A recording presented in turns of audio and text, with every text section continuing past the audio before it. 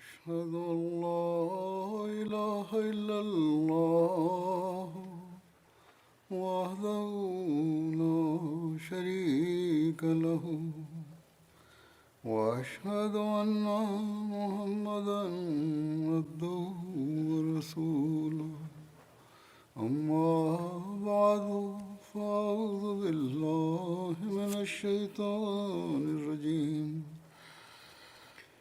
بسم الله الرحمن الرحيم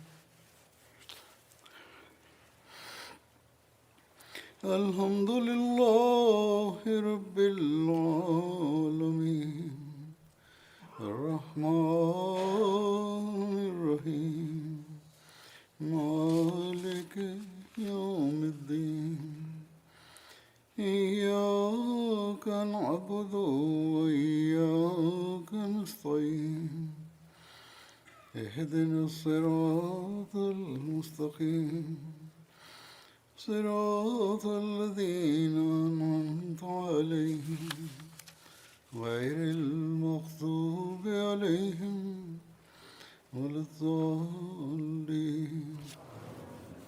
Muminin, Mwenyezi Mungu amsaidie sana, anasema Mwenyezi Mungu alipompatia Hatmasihi Maud alayhi salam habari hii ya kwamba muda wako wa kuiaga dunia hii karibu, yeye akiihutubia jumuiya alisema, Mwenyezi Mungu hudhihirisha kudra ya namna mbili. Kwanza, kwa mkono wa manabii wenyewe huonyesha mkono wa kudra yake.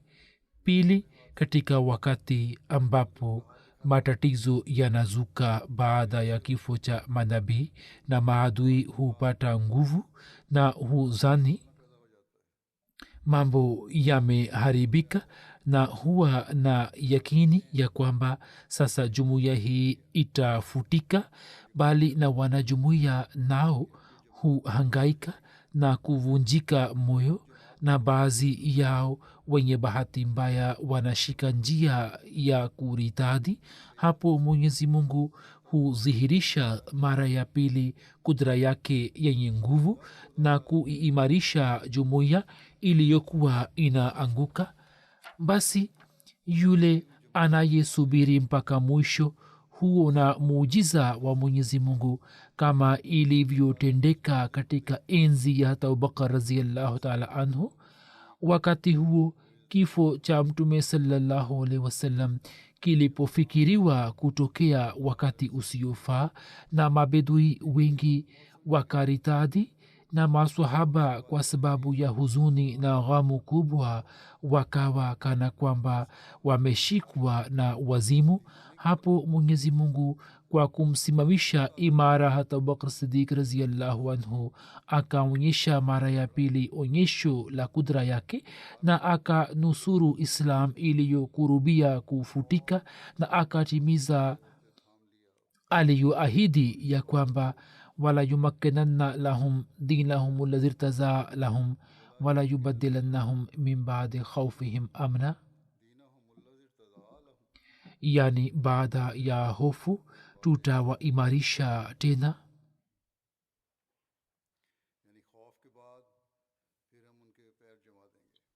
Yani baada ya hofu tutawaimarisha tena.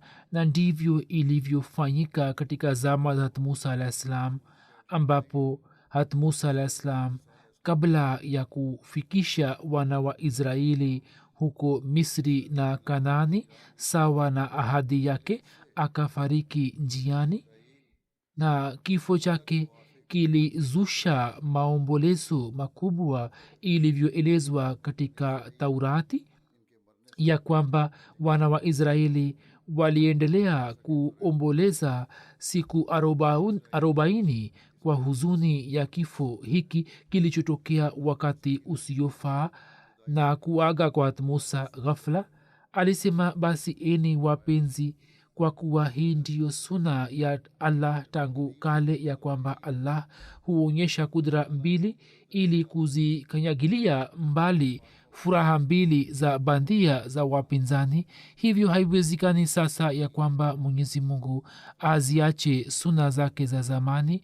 kwa hiyo msihuzunike kwa habari niliyowaambieni, wala nyoyo zenu zisifadhaike, kwani hamna budi kuiona kudra ya pili vile vile, na kuja kwake ni bora kwenu, kwa sababu hiyo itadumu nayo itaendelea bila kukoma mpaka kiama, na hiyo kudra ya pili haiwezi kuja mpaka niondoke.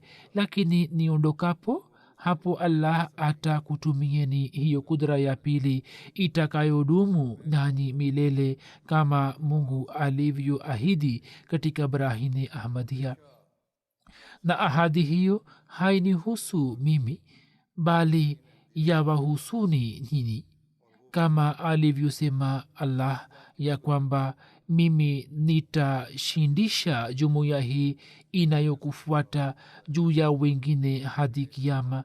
basi hapana budi mfikiwe na siku ya mimi kuagana nani, ili baadaye iwadie ile siku iliyo siku ya ahadi ya kudumu. mungu wetu huyu ndiye mungu atimizaye ahadi, mwaminifu na mkweli, atawaonyesheni yote aliyoahidi. ijapokuwa hizi ni siku za mwisho za dunia na ndiyo zama za balaa nyingi kushuka, lakini hapana budi dunia hii ibaki mpaka yote hayo yatimie aliyoniambia mungu. mimi nimezwihiri nikiwa kudra moja kutoka kwa mungu, nami ndimi kudra hasa ya mungu, na baada yangu watakuwapo wengine watakaokuwa onyesho la kudra ya pili. alisema ya kwamba mwenyezi mungu anataka kwamba wote waishio katika makazi tofauti ya ardhi, wakiwa katika uropa na asia, wote walio na tabia njema awavutie kwenye umoja wa mungu na kuwakusanya katika dini moja. hiyo ndiyo shabaha ya mwenyezi mungu niliyotumwa kwayo katika dunia. basi ifuateni shabaha hii, lakini kwa upole, kwa hulka njema na kwa kukazania maombi. basi hatmasihi maud alah ssalam alipofariki dunia, mwenyezi mungu sawa na ahadi yake akaikusanya jumuiya juu ya mkono wa hathaki maulana nuruddin khalifatulmasih awal. japokuwa baadhi ya watu walikuwa wakitamani ya kwamba uongozi ubaki mkononi mwa anjuman, lakini hat khalifatulmasih awal akaimaliza fitna hii kwa nguvu zake zote. kisha baada ya kifo cha hadrat khalifatulmasih awal, hat mirza bashiruddin mahmud ahmad khalifatulmasih thani alipochaguliwa kuwa khalifa, wakati wa uchaguzi wake pia baadhi ya watu ambao walikuwa wakijielewa kuwa wakubwa kielimu na kiakili, wao wakajaribu kuleta fitina, na walichokifanya ni ya kwamba kama hawawezi kuzuia kikamilifu uchaguzi wa ukhalifa, basi angalau kwa miezi michache tu uchaguzi usitishwe, ili wao wapate nafasi ya kuleta fitina katika jumuiya. lakini mwenyezi mungu kwa mara nyingine tena, kwa mujibu wa ahadi yake, akaijumuisha jumuiya ya waumini juu ya mkono moja, na wapinzani wa ukhalifa na wanafiki wakashindwa vibaya, na kwa fadhila ya mwenyezi mungu ukhalifa wake takriban ukaendelea kuwepo kwa miaka 52, na vituo vya mahubiri vikafunguliwa duniani, mfumo mzima wa jamaat ukaimarika. hayo yote yakatokea katika zama zake. kisha baada ya kifo chake ikaanza zama ya ukhalifa wa tatu, na hat mirza nasir ahmad khalifa wa tatu kwa msaada na nusura ya allah akachaguliwa kuwa khalifa. kisha kwa takdiri ya mwenyezi mungu yeye alipofariki dunia, hapo mwenyezi mungu akamchagua hat mirza tahir ahmad khalifatulmasih rabe kama khalifa wa nne wa hat masihi maud alahsatu wassalam. na kisha juu ya kifo chake mwenyezi mungu akanichagua mimi juu ya daraja hii na cheo hiki. Na mwenyezi mungu licha ya kuwepo kwa mapungufu yangu mengi, kwa mujibu wa ahadi aliyofanya na masihi maud alah salam, akaendelea kuijalia jumuiya maendeleo juu ya maendeleo. Na katika muda huo wote adui wakajaribu kutia fitina katika jumuiya na kuimaliza, na wakajaribu mara kwa mara katika nchi mbalimbali za dunia. Wanajumuiya wakauawa shahidi, wengine wakapewa tamaa za kidunia, lakini mwenyezi mungu akaendelea kuwaongeza wanajumuiya katika imani na yakini na kwenye uhusiano na ukhalifa, wawe wanajumuiya wa asia au ulaya au marekani au wawe wa afrika. Kila mwanajumuiya ambaye ana uhusiano na ukhalifa, uhusiano huo ni mungu ndiye awezaye kuuzalisha, na binadamu yeyote hana nguvu yake kwamba aweze kuzalisha mapenzi na ikhilasi ya namna hiyo ambayo wanajumuiya wanayo kwa ukhalifa na khalifa wa zama anao kwa jamaati. Mimi nchi yoyote naenda kuitembelea, huko manzari za namna hiyo yanaonekana, na haya si mambo ya mdomoni tu, bali katika zama hizi jicho la kamera lina yatunza, na mta inaendelea kuonyesha manzari ya namna hiyo. Na kwa kuyaona hata maadui pia wamelazimika kusema ya kwamba ushahidi wa kimatendo wa allah u pamoja nawe. Na kisha zipo maelfu ya barua ambazo kila mwezi nazipokea ili kudhihirisha jambo hili ya kwamba wanaoandika barua wana uhusiano wa namna gani na jamaati, uhusiano wa unyofu na utii. mwenyezi mungu mwenyewe jinsi anavyowaunganisha watu na ukhalifa na jinsi mioyoni mwao anavyozalisha mapenzi na uhusiano na ukhalifa. wakati huu napenda kuweka mbele yenu mifano ya baadhi ya barua ambazo zinadhihirisha jinsi mwenyezi mungu anavyowaongoza watu kwenye ukweli wa masihi maud alah salatu wassalam, na kisha anatia mioyoni mwao vile vile ya kwamba baada ya masihi maud alah salam nizamu ya ukhalifa inayoendelea kujiri, hiyo imesaidiwa na msaada makhsus wa mwenyezi mungu. katika tanzania kuna mkoa wa mwanza. mwalimu wa huko alituma taarifa ya kwamba siku moja baada ya sala ya alfajiri pamwe na mbashiri tulienda kuwatembelea wanajamaati. kabla ya sala ya azuhuri tuliporejea na kufika miskitini, tukamwona mama moja akiketi juu ya ngazi za msikiti. tulipomjulia hali tukajua kwamba mama huyo amekuja kupata dua. aghlabu yeye alikuwa na fikra kama vile kwa watu wasio wa ahmadia ipo desturi ya namna hii ya kuombewa dua na kupulizia na kadhalika. sisi pia tunafanya hivyo. amesema ipo desturi ya namna hiyo kwa waafrika. hivyo mbashiri akamwambia mama huyo kuhusu mafundisho ya jamaa na pia akamwombea dua. mama huyo akawaambia ya kwamba mimi naona ndoto ambamo mtu mmoja mwenye ndevu ndefu na mwenye rangi ya ngano ananifahamisha dini kama alivyonifahamisha mbashiri. hapo akaambiwa kuhusu jumuiya ya ahmadia na akaonyeshwa picha ya masihi maud alah salam na picha za makhalifa. mama huyo akasema kwamba mtu ambaye anakuja katika ndoto yake na anamfundisha dini, sura yake inafanana na sura ya masihi maud alah salam au hat khalmsi sani raziallahu anhu. kisha baada yake mama huyo pamwe na watoto wake watatu akafanya bayati. hata katika zama hizi pia sura ya khalifatulmasih sani yeye alioneshwa pamoja na sura ya masihi maud alah salam katika ndoto. kisha kuna jimbo la magharibi la indonesia kalimantan na kuna mkazi wa eneo lake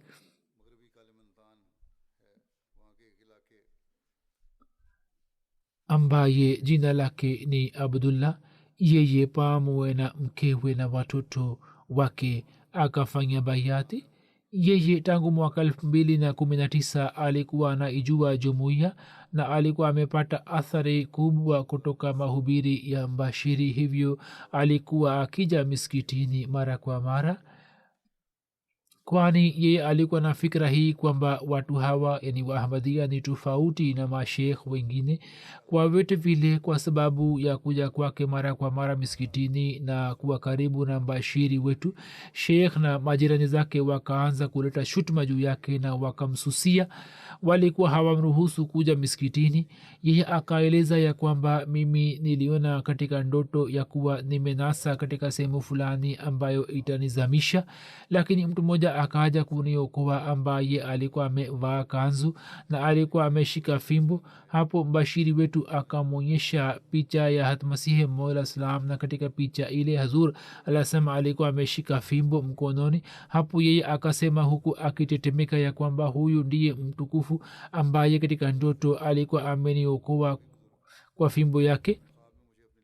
Hata mwanaye pia akaona ndoto, sio baba tu bali mwanaye pia akaona ndoto. Ye akawaona watu wengi wakivaa kanzu. Hapo mbashiri wetu akawaonyesha picha za atmasihi maslam na picha za makhalifa. Kijana huyo akasema kwa mshangao sana ya kwamba watu aliowaona katika ndoto humo alikuwepo hadha khalamsi salis na khalif khalamsi rabe na mimi pia nilikuwepo. Kijana huyo akasema kwamba hawa ndio wale wote niliowaona katika ndoto.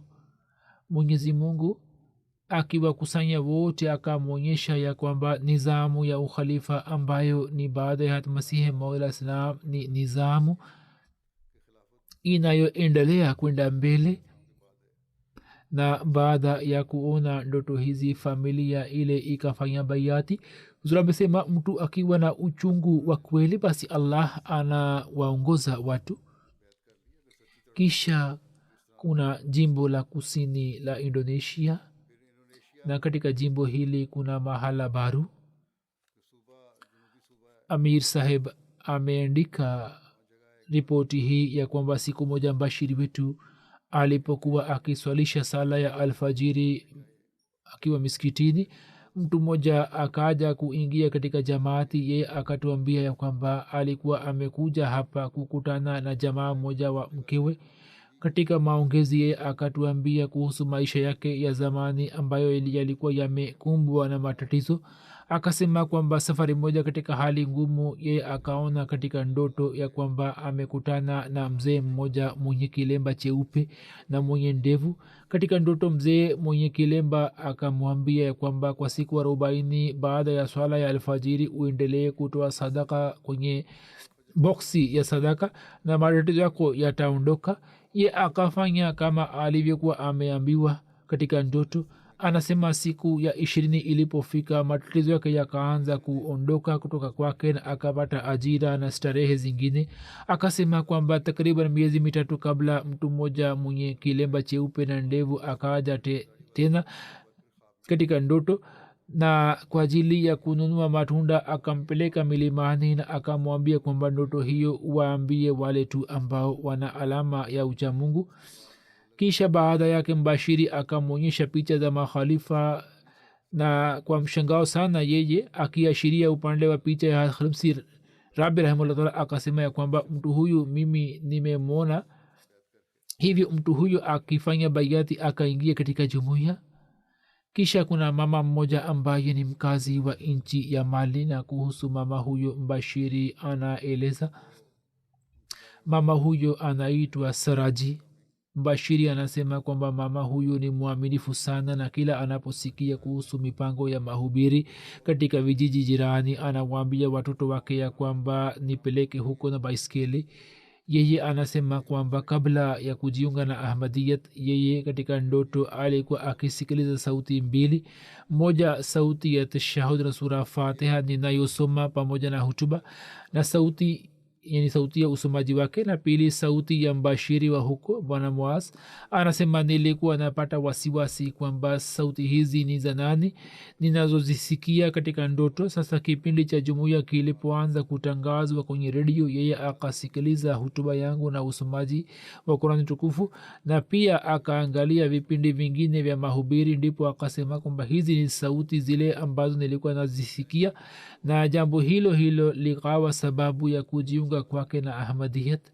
Cameroon ni nchi nyingine na kuna taarifa yake. Kijana mmoja Abdurrahman Bila, yeye ameeleza kisa cha kujiunga kwake na ahmadia. Anasema miaka michache kabla mimi niliona wazee wawili katika ndoto. Mmoja wao akaniuliza kwamba unafanya nini. Nikasema mimi naendesha pikipiki mjini na nabeba abiria na hivyo ninajikimu. Hapo mwingine akaniambia ya kwamba acha pikipiki na njoo hapa uswali swala. Hivyo nikaswalisha swala kisha nikaamka. Kijana huyo anasema baada ya siku chache nikamwona kijana mmoja sokoni ambaye alikuwa akigawa vipeperushi ambavyo vilikuwa ni vya Jamaat. Mimi nikifika nyumbani nikakiona kipeperushi kile kwa makini na kukisoma, na juu yake nikaona picha ya mtukufu mmoja ambayo ilikuwa ni picha ya Hatmasihi Maud alayhi salam ambayo nilikuwa nimeiona katika ndoto. Kisha yeye akajaribu kuwasiliana na Jamaati na akawasiliana na mwalimu na akachukua vitabu vingine. Na mtu wa pili ambaye yeye alikuwa amemwona katika ndoto anasema kwamba hata picha yake pia nikaiona katika vitabu ambayo ilikuwa ni picha yangu. Yani anasema picha ya pili ilikuwa ni ya picha ya khalifa watano. Anasema nilikuwa nimesikia jina lake lakini sikuwa na elimu nyingi, lakini katika ndoto mtu ambaye alikuwa ameniambia kusalisha swala alikuwa khalifa watano wa jumuiya, na katika ndoto aliponiita na akaniambia kwamba nisalishe swala. Hizi ni baraka zake ya kwamba mwaka jana chifu wa kijiji chetu alipofariki dunia. Anasema kwamba chifu huyo hakuwa na kizazi, na kwa sababu yake tu sawa na wasia wake mimi nikachaguliwa kuwa chief wa kijiji na nikapewa heshima hii. Na anasema kwamba heshima hii mimi naona kwamba nimepewa kwa sababu ya jumuiya tu. Kisha ni nchi nyingine ya Guinea Bissau. Mbashiri mkuu wa huko anasema ya kwamba kuna eneo lake na kuna mkazi wa eneo hili anayeitwa Maria Sahiba. Vijana wake wawili walikubali ahmadiyat. Anaitwa Aisha Maria, mama huyu anaitwa Aisha Maria, na kaka yake ambaye ni mpinzani wa jumuiya na ndiye anayevumilia matumizi ya Aisha na familia yake na anawanunulia mahitajio yao yote. Ye akampigia simu dada yake na akamwonya kwamba vijana wako wasipoacha ahmadiyat mimi nitaacha kuwasaidieni na sitahusika nani. Kwa kusikia hilo Aisha akahuzunika sana na akawaita watoto wake na akawaambia kwamba waache ahmadiyat, lakini watoto wake wakamjibu kwamba Mwenyezi Mungu anatutosha, sisi hatutaacha kamwe ahmadiyat.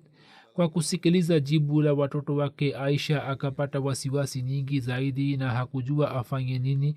Baada ya siku mbili anasema nikaona katika ndoto ya kwamba yeye katika ndoto ana huzuni kubwa, ana huzuni nyingi na analia sana kwa machozi. Katika muda huo mtu mmoja aliyevaa mavazi meupe na mwenye ndevu nyeupe akaniita na akaniuliza sababu ya kulia kwangu. Hapo yeye akamsimulia kisa chote.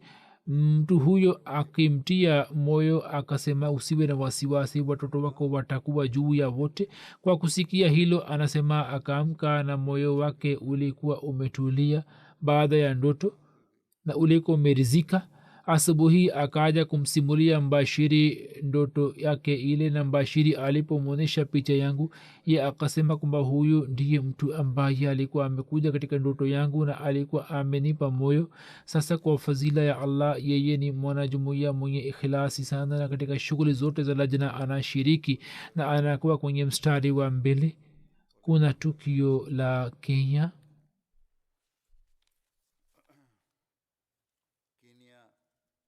katika mkoa wa Nakuru kwenye maeneo ya Bati. Kuna tawi letu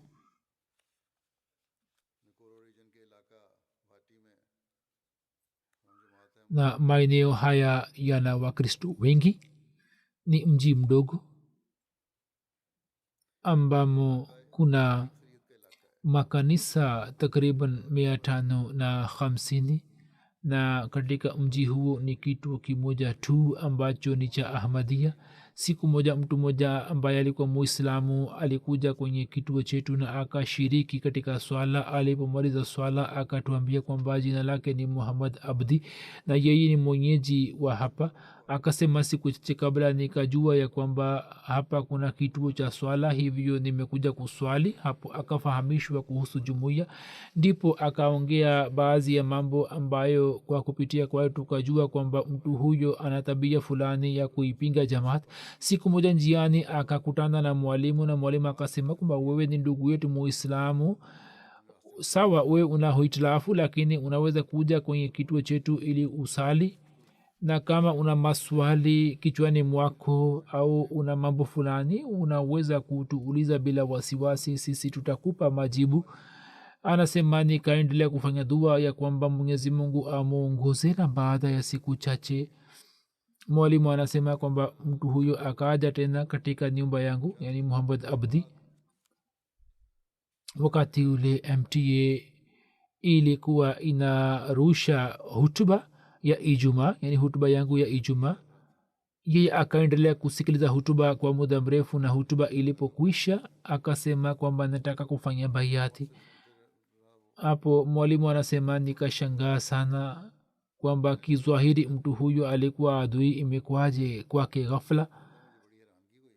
Sasa nikamuuliza sababu ya kufanya bayat. Akasema kwamba usiku uliopita, wakati wa mwisho wa usiku, mimi nikaamka na nikatoka nje, ndipo nikaona juu upande wa mbingu nikaona kitu fulani kilichokuwa kinangaa, na hicho kikaleta athari kubwa juu ya moyo wangu, kikaleta haiba kubwa juu ya moyo wangu. Na sasa nilipokuja kwako na nimeona hutuba na kusikiliza hutuba ya khalifa, hapo picha niliyoona usiku imekamilika kichwani mwangu, na sasa mimi pamoja na familia yangu yote nafanya bayati na ingia katika jumuiya.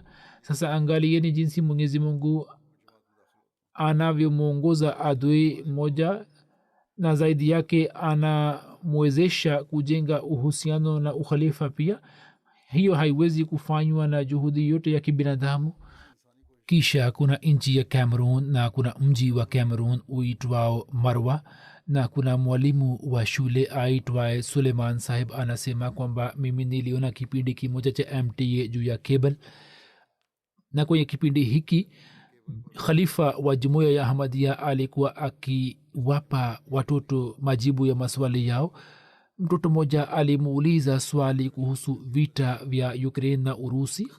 Imamu wa jumuiya akamjibu kwa njia nzuri sana, na akasema kwamba mimi nimewaandikia viongozi wa dunia barua na nimewaonya vile vile, na kama wasipostawisha amani katika dunia na wasiposimamisha uadilifu katika dunia, hali zitakuwa tete sana.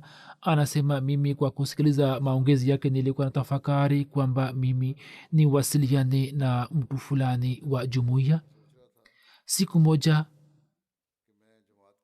juu ya televisheni ya mji wa Marwa katika lugha ya wenyeji, hutuba ya imam wa Jamaat Ahmadiyya ilikuwa inarushwa pamoja na tafsiri. na nikaona namba ya simu ya mwenyekiti juu ya televisheni, nikawasiliana na jamaati. Kisha nikasoma vitabu vya jamaat, na nikasoma kitabu cha Khalifulmsi kiitwacho Mgogoro wa Dunia na Njia ya Kuelekea Amani. Baada ya kusoma kitabu hicho, moyo wangu ukatulia na mimi nikaingia katika jumuiya. Mwalimu anasema kwamba mwanajamaat huyu ni mwaminifu sana. Kisha kutoka Sierra Leone, Mbashiri anaandika kwamba mtu mmoja aitwa Ibrahim ambaye hakuwa adui wa jamaat, yeye alisikiliza hutuba zangu juu ya MTA na akaanza kusema wazi. Huyu hakuwa Ahmadia wala hakuwa adui. Alianza kusema kwamba mafundisho ambayo mashekh wanaeleza kuhusu jumuiya ya Ahmadia ni ya uongo. Mi mwenyewe nimemsikia imamu wa jamaati, yeye ametoa kumbukumbu kutoka mtukufu na anatamka jina la Mtume saa salam na anaeleza hadisi. Waahmadia wana kalema ile ile na wanafanya mambo yote kwa mujibu wa mafundisho ya Islam. Hivyo kivipi jumuiya yao inaweza kuwa jumuiya ya uongo? Kisha ye akakubali Ahmadia na pia akaanza kutoa michango na ni mwanajumuiya mwaminifu mkubwa sana. Amir Saheb wa Trinidad anaandika ya kwamba mama moja mwanajumuiya mpya aitwaye Sharida Sahiba mwaka jana alikuwa amefanya bayati pamoja na mume wake. Yeye aliwaalika dada zake wawili na majirani zake ili waje kuangalia jalsa salana Uingereza juu ya televisheni. Watu hawa wakavutika sana kwa kuona maandalizi ya jalsa na haswa hutuba zangu. Anasema kwamba walizipenda mno. Walisema kwamba jumuiya ya Ahmadia ndio Uislamu wa kweli, na kama madhehebu yote ya Kiislam yashike mfano wake, Islam inaweza kushinda katika dunia. Mama huyu anasema kwamba mimi kwa kumwona Khalifulmsi nikaanza kulia na nilikuwa nahisi kwamba mimi nimeketi kwenye miguu yake. Na japokuwa baada ya muda fulani mume wake alikuwa amefariki dunia, lakini mama huyo ametoa nyumba yake katika jamaati kama wasia, na kazi inaendelea kufanywa juu ya usajili wake. Katika nchi ya Kyrgyzstan kuna mwanajumuiya mmoja aitwaye Sultan Ata Khanvu Sahib. Ye anasema kwamba kijana wangu na mke wangu walikuwa wamekwisha fanya bayati. Mimi mwaka 2017 kila Ijumaa nilianza kwenda katika kituo cha jamaati. Mimi na mke wangu tulipokuwa tunakwenda kuswali Ijumaa, katika muda wote wa safari takriban kilomita 12 tulikuwa tukisikiliza recording ya hutuba ya Khalifulmsi. Kila nilipokuwa nasikia hutuba yake nilikuwa na imarika kiimani. Basi mwaka huu mwezi wa 5 tarehe 2 katika wakati wa mwisho wa mwezi mtukufu wa Ramadhan nilifanya bayati. Habari hii ni ya mwaka jana. Anasema kwamba kazi hii nilitaka kuifanya zamani, lakini nilikuwa nachelewa. Nimeandika kwa kifupi, lakini yale yanayoendelea kujiri kwenye roho yangu siwezi kuyaeleza katika maneno. Mimi nafanya dua mbele ya Allah kwamba aongeze elimu yangu, na kila swala ya Ijumaa inaendelea kunifundisha mambo mapya. Kuna mama moja wa nchi ya Paraguay aitwaye Liza. Ye anasema kwamba Mwenyezi Mungu ametengeneza njia mbalimbali za kuwaongoza watu. Safari yangu ya kuingia katika Ahmadia ilianza wakati wa janga la korona. Nilifikiri kwamba katika muda nilionao nijifunze lugha fulani, hivi nikaanza kujifunza lugha ya Kiarabu. Kwa kupitia lugha ya Kiarabu nikapata kujua mengi kuhusu Islam na nikaanza kusoma vitabu. Siku moja nikafungua akaunti yangu ya Facebook na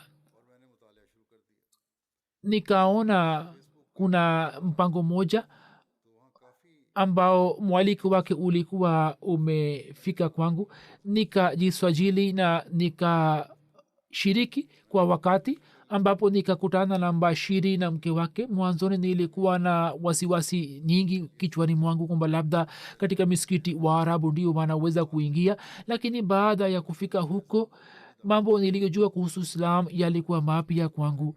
Nikajua kwamba katika islam kuhusu swala la dini hakuna karaha, na islam ni dini ya amani na usalama tu. Usiku ule nilipotoka nje ya misikiti nilikuwa na kurani tukufu mkononi mwangu, kisha nikaendelea kuwasiliana na mke wa mbashiri, na mimi nikamuuliza maswali mengi na nikaanza kushiriki katika darsa za kila wiki, na nikajipangia lengo kwamba nitajifunza swala, na miezi miwili ikapita juu yake. Kila siku nilikuwa na tafakari kuhusu islam. Siku moja mume wangu akaja kunipokea kutoka misikiti.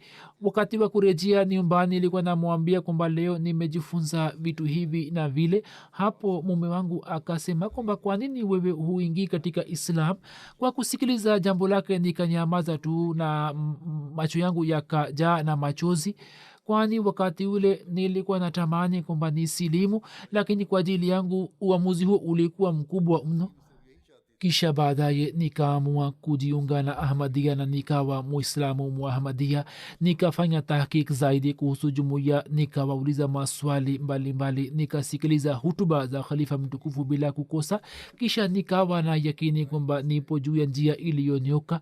Tuna mwongozo, tunaye imamu mmoja ambaye anatujali, anatuongoza na anafanya dua na maombi kwa ajili yetu. Japokuwa bado nina safari ndefu ya kujifunza, lakini kuhusu jumuiya ya ahmadia moyo wangu umekwisha tulia tayari. Baada ya miezi michache mume wake pia akafanya bayati, na huyo pia ni mwanajumuiya mwaminifu wa jamaat ya Paraguay.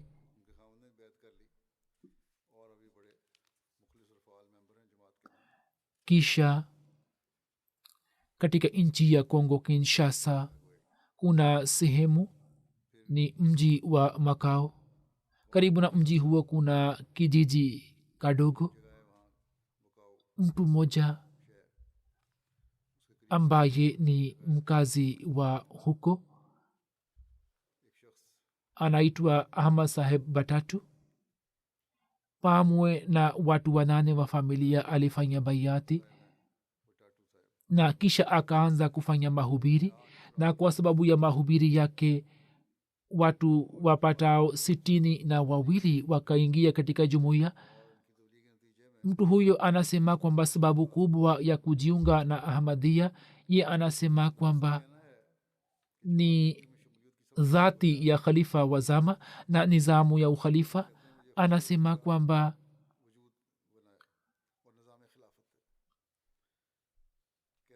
Amir Saheb anasema ya kwamba mimi ninamfundisha Kurani tukufu kwa kutumia mtandao. Yeye anasema kwamba kabla hajajiunga na ahmadia alikuwa muislamu suni, lakini katika miaka hiyo alikuwa anajiuliza kwamba waislamu wa suni kwa nini wanasambaza chuki, na pili kwa nini wana hitilafu nyingi, na kama wapo juu ya haki sasa kwa nini hawana imamu mmoja ambaye wamfuate. Katika muda huo wote wa wasiwasi anasema kwamba kwa kupitia hutuba za Khalensi nikaanza kupata uhusiano mpya, na sauti ikapatikana moyoni mwangu kwamba Mirza Ghulam Ahmad ni mkweli. Na sauti ya pili ilikuwa inasema kwamba kwa nini waislamu wote wanasema kwamba waahmadia ni makafiri. Kisha nikawasiliana na mtu mmoja wa Tanzania, na kisha nikawasiliana na rafiki yangu moja katika Ufaransa, na kisha nikawasiliana na mbashiri aitwaye Muzammal. Watu hao wote wakanipatia vitabu vya jamaat, na baada ya kuvisoma na kufanya tahkik nikafanya bayati. Na kisha baada ya kufanya bayat akaanza kufanya mahubiri katika maeneo yake, na kwa sababu ya mahubiri yake jamaat imezidi mno. Amir wa Kongo Kinshasa anasema ya kwamba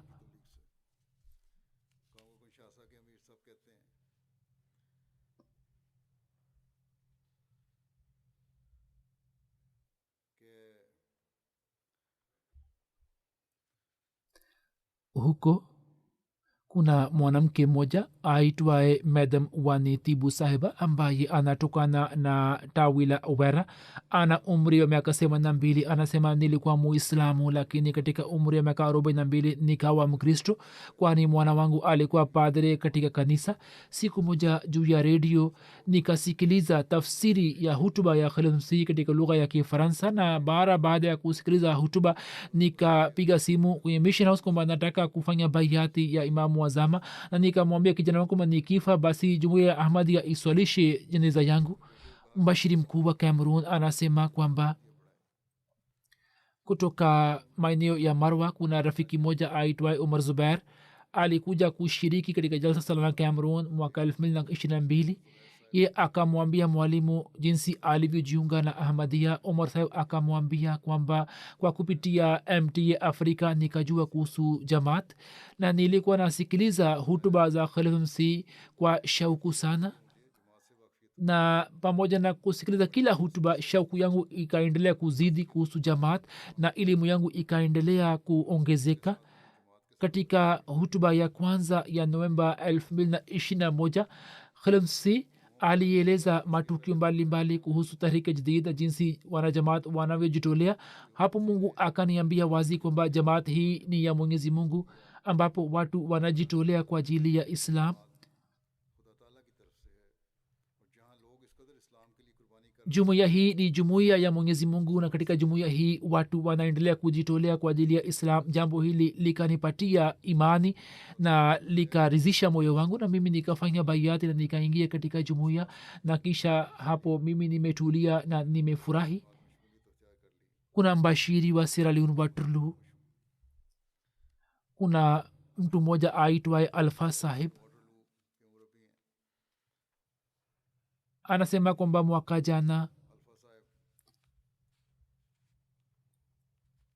walimpatia Alfa Sahib mwaliko wa kusikiliza hutuba yangu juu ya MTA. Alfa Sahib akaja pamoja na familia yake ili kusikiliza hutuba. Kwa kusikiliza hutuba akavutika mno, na pamoja na familia yake akaingia katika jumuiya, na baada ya kujiunga na Ahmadiyya kwa ikhlasi kubwa anashiriki katika huduma mbalimbali za kijamaati. Na ukarabati wa misikiti ulipofanywa, yeye akafanya wakari amal na akafanya kazi kama vibarua, na pia mtu huyo anafunga saumu za nafal, na pia anaendelea kuwaandalia wanajamaati futari. Amir Sahib Bangladesh anaandika ya kwamba katibu wa mahubiri ya jumuiya ana kiwanda chake cha uchapishaji. Kwenye kiwanda hicho kuna kijana moja anafanya kazi aitwaye Bilal. Kijana huyo alipojua kuhusu jamaat akaanza kuja kwenye misikiti wetu, ambapo akapata nafasi ya kusikiliza hutuba zangu. Baada ya muda fulani kijana huyo akafanya bayati, lakini mkewe hakufanya bayat. Miaka 7 ilikuwa imepita tangu wafunge ndoa, lakini hawakupata kizazi. Akamwambia mkewe ya kwamba tumuindikie khalifa wa zama barua ya maombi, Mwenyezi Mungu atujalie kizazi. Watu wanamuindikia, sisi pia tumuindikie. Hivyo alipomwambia mkewe kwamba tumuindikie Khalifatul Masih barua ya dua, wakapeleka barua ya maombi, na baada ya miezi kadhaa mke wake akapata ujauzito. Mke wake akapata wazo kwamba kwa kupitia maombi ya khalifa Mungu ametujalia fadhila hii, na hivyo ye pia akafanya bayati. Amir Sahib Bilgheji anasema kuna rafiki moja kutoka nchi ya Marrakesh anaishi huko. Yeye akifanya tahqiq wa muda mrefu kuhusu jamaat akafanya bayati. Anasema kwamba tangu utotoni nimepitisha muda wangu mwingi katika mashekh, lakini hutuba za khalifa wa zama zinamfundisha binadamu tafsiri ya Qur'an tukufu na pia zinampeleka karibu na Mungu. Na baada ya kusikiliza hutuba hizi nimeanza kupata ladha kwenye swala. Mungu amenionyesha ndoto zilizotimia, na Ahmadiyyat imebadilisha maisha yangu. Na pale anapoeleza habari hizi anashikwa na hisia. mbashiri wa kenama Sierra Leone anasema kwamba sehemu moja watu zaidi ya 500 wasio ahmadia walikuwa wamejumuika hapo. Mtu mmoja akasimama na akasema, waahmadia ndio juu ya njia iliyonyoka, sisi tunawachukia kwani wao daima wanasema kweli. Kama kuna kitu cheupe wao wanasema kwamba ni cheupe, lakini kitu kinapokuwa cheusi sisi tunasema kwamba ni cheupe.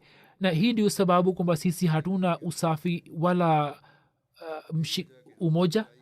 Na wakati huo huo imam moja akasimama na akasema kwamba mkisikiliza hutuba za khalifa basi mujue kuhusu mafundisho ya islam. Mimi sikukubali ahmadia, lakini kila ijumaa nasikiliza hutuba ya khalifa wao, na mkisikiliza basi mafundisho ya islam yataongezeka na moyo wenu hautatamani kwamba hutuba ikwishe. Kisha kuna mbashiri wa mkoa wa Mashaka anasema kwamba mimi kwa sababu ya kazi fulani ya benki nilienda kwenye bank. Nilipomaliza kazi nikasikia njaa, nikaenda kula chakula kwenye hoteli, na katika hoteli nikaona matangazo ya MTA yalikuwa yakirushwa na hutuba ilikuwa inarushwa. Watu walikuwa wakisikiliza hutuba ile. Nikawauliza watu wa huko, wakasema kwamba sisi mara nyingi tunaona chaneli hii, na juu chaneli hii mambo mazuri mazuri yanaelezwa ambayo yanatupatia faida, na chaneli hii tunaipenda sana. kwa njia hii pia Mwenyezi Mungu anaendelea kuwaandalia watu maandalizi ya mahubiri, na anaendelea kuwaambia watu wengine kuhusu umuhimu wa ukhalifa. Mbashiri wa Mali Umar Muaz Saheb anaandika ya kwamba kuna mjumbe wa mkoa wa Guinea bwana Jala Saheb, yeye alieleza ya kwamba kwa sababu ya kupata ajali mifupa ya miguu yake ilivunjika. Yeye akapata tiba nyingi, akaenda kuwatembelea madaktari wengi, lakini baada ya kupita miezi kadhaa mifupa yake haikuungana kwa pamoja. Jamaa zake wakakata tamaa kwamba sasa yeye hataweza kupona. Siku moja anasema kwamba nikaona kwenye ndoto kwamba Khalifatul Masih al-Khamis amefanya dua kwa ajili yangu, na anasema kwamba mimi katika ndoto nikaendelea kusema amin pamoja na dua yake. Anasema kisha nilipozinduka nikisema amin nikagusa miguu yangu na mikono yangu. Anasema kwamba kisha Mwenyezi Mungu akanijalia fadhila na hali ya kukata tamaa iliyokuwa imepatikana ikaondoka na mifupa ikaanza kupona, na sasa hivi nimepona kabisa, na hakuna awezaye kusema kwamba mifupa ya miguu yangu ilikuwa imevunjika. Kwa njia hii pia Mwenyezi Mungu anawaongeza watu kwenye imani. Watu wasio wa Ahmadia wanapata athari gani? Amir Saheb wa Kongo Kinshasa anaandika ya kwamba katika Kongo kwa fadhila ya Allah pamoja na kutumia radio station ya Jamaati tunaendelea kurusha na kutangaza vipindi vya mahubiri na malezi na hutuba yangu ya Ijumaa juu ya FM radio ambazo idadi yake ni 23, na juu ya televisheni 2 ya Bandono hutuba inarushwa na tunapokea maoni mazuri sana. Anasema kwamba nilikutana na daktari moja aliye Mkristo, akasema kwamba mimi nasikiliza hutuba ya imamu wenu ambaye anatoa kwa njia nzuri sana. Mimi nakuomba kwamba nini mutafsiri hutuba hii katika lugha ya watu wa hapa ili watu wengi waweze kunufaika nayo. Basi Mwenyezi Mungu anaendelea kufanya mipango mbalimbali ya kufikisha ujumbe wa Islam Ahmadiyat, na watu wasio wa Ahmadia wanatuambia kwamba mufikishe sauti ya khalifa kwa watu. Kwa njia hiyo ardhi inaendelea kuwa tayari na muda utafika ambapo vifua vyao pia vitafunguka inshallah, na watu hawa wataitambua Ahmadiyat na Uislamu wa kweli. Basi ahadi ya kuendeleza baraka pamoja na ukhalifa aliyofanya Mwenyezi Mungu na Hazrat Masihi Maud alayhisalam, ahadi hii inaendelea kutimia kwa njia za ajabu ajabu, kwamba fikra ya binadamu haiwezi kuifikiri. Matukio hayo ya Wahamadia na wasio Wahamadia na nishani za Allah subhanahu wa ta'ala na nusura na misaada ya mwenyezi mungu iliyo pamoja na ukhalifa wa kiahmadia na hatmasihi mwaislam ambaye baada ya kuja katika utumishi wa mtume muhammad saa salam kazi yake ilikuwa ni ya kuifanya dunia kuwa ummati mmoja. kama hayo yote si uthibitisho wa ukweli wake, basi ni nini? Hii ni jumuiya ya ahmadia pekee ambayo chini ya nizamu ya ukhalifa leo katika dunia nzima inaendelea kufanya kazi ya mahubiri na maendeleo ya islam, na maendeleo tunayoendelea kuyashuhudia japokuwa kuna matatizo mengi. Basi huu ni uthibitisho wa ushahidi wa kimatindo wa allah, na kama si huo basi ni nini? Lakini mtu ambaye macho yake yamepofuka hawezi kuona na haoni, inshallah taala jumuiya ya waislamu wa ahmadia kwa mujibu wa ahadi ya allah na sawa na bishara ya mtume mtukufu sallallahu alaihi wa alihi wasallam ya kwamba ukhalifa juu ya misingi ya unabii ambao utaanza kwa kupitia masihi maulsatu wassalam utaendelea mpaka kiama, utaendelea kubaki daima dawamu na hakuna adui awezaye kuumaliza. Basi tufanye juhudi kwamba tuimarishe imani zetu zaidi na tuendelee kushikamana na ukhalifa wa kiahmadia, na kwa ajili ya kuusimamisha tuwe tayari kujitolea kila kitu. mwenyezi mungu atujalie sote.